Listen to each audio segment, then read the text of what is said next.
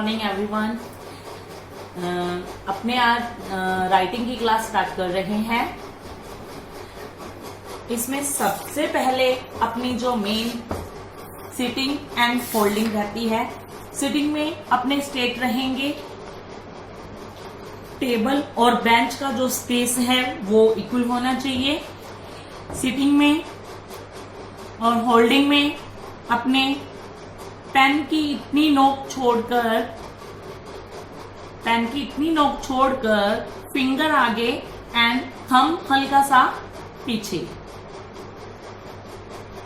Okay, finger, index finger in और thumb back. सबसे पहले फर्स्ट और 10 डे बुक में दिया हुआ है।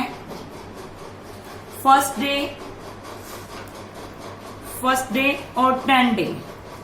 फर्स्ट डे स्टूडेंट अपना रनिंग में जो भी उनकी राइटिंग चल रही है उसका ये अपना प्रूफ।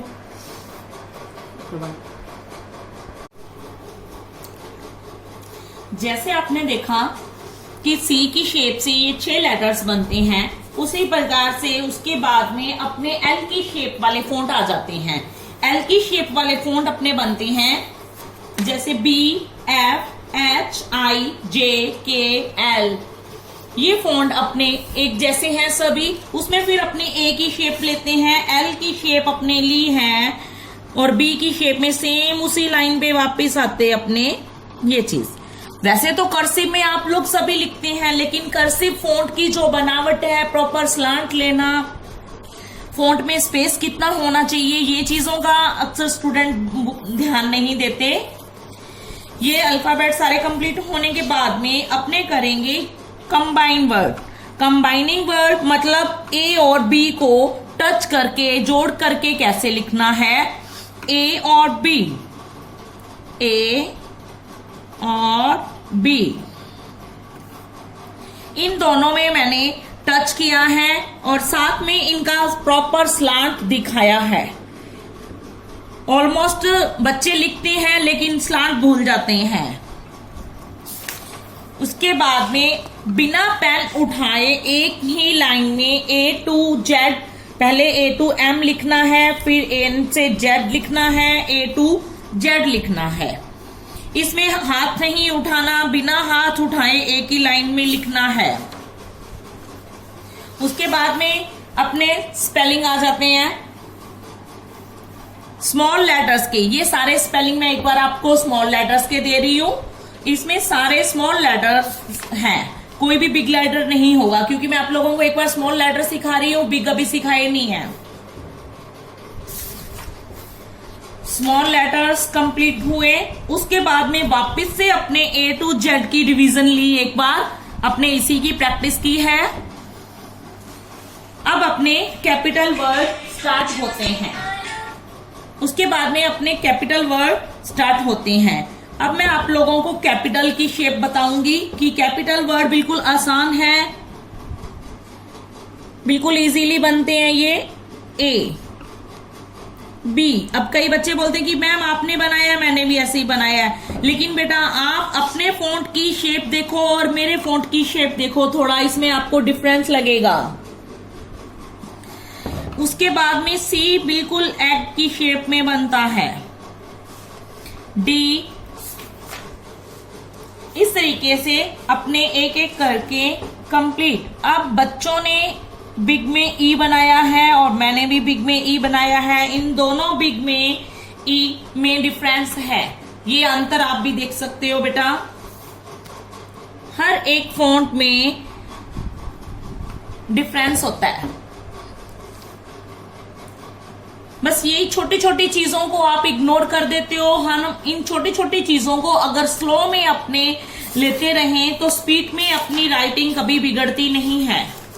उसके बाद में मैं आप लोगों को सारे बिग के कैपिटल वर्ड दूंगी। इसमें सारे बिग वर्ड आएंगे, वो स्पेलिंग आ गए, लेकिन इनमें सब में फर्स्ट लेटर बिग होगा।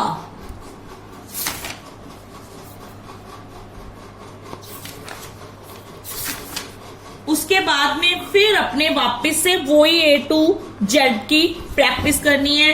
ये मैं आपको एक बार बिना पेन उठाए लिख के दिखा रही हूं, ध्यान से देखेंगे।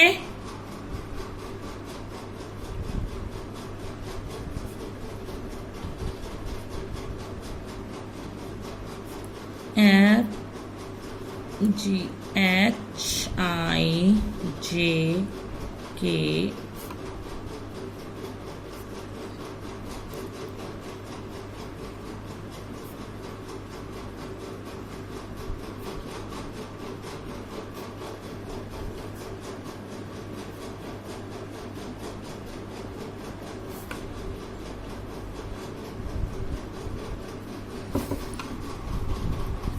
Z तक लिखने के बाद में लास्ट में आप I और J पे डॉट लगाओगे और T में ये लाइन।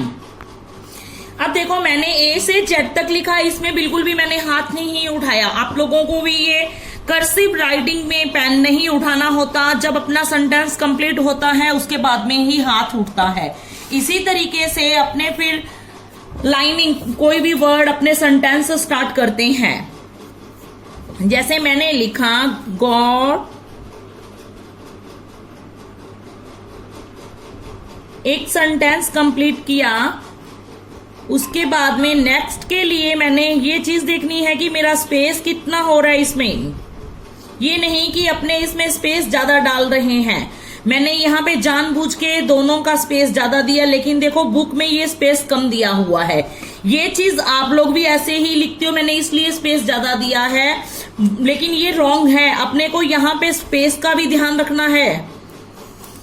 अब मैं नेक्स्ट वर्ड आपको लिख के दिखाती हूं, अपने इसमें स्पेस इतना ही देना है।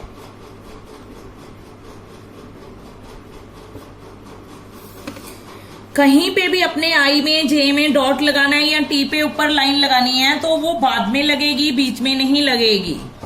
उसके बाद में ये सेंटेंस कंप्लीट होने के बाद में अपने पैरा स्टार्ट होते हैं।